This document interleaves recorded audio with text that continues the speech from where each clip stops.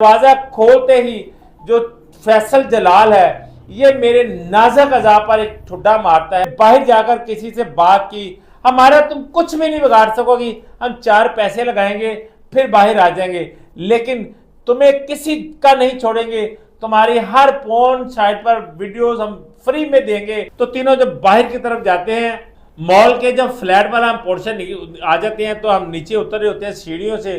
तो इसी दौरान लोगों का एक हजूम वहां पर पहले से मौजूद होता है और पुलिस आ रही होती है। पुलिस को लोग देखते हैं तो और ज्यादा वहां पर इकट्ठे हो जाते हैं, क्योंकि सेंटोरियस मॉल में पुलिस का आना बहुत कम है।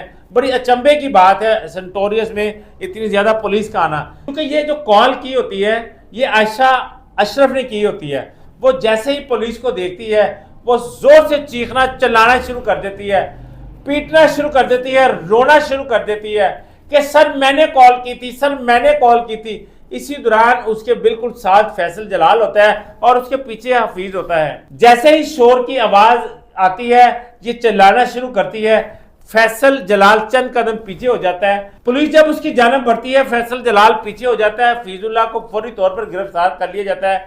फैसल भागने की कोशिश करता है। इसी दौरान पुलिस के चंद नौजवान उसकी तरफ लपकते हैं और उसको गिरफ्तार कर लेते हैं। मौका से दोनों को गिरफ्तार कर लिया जाता है।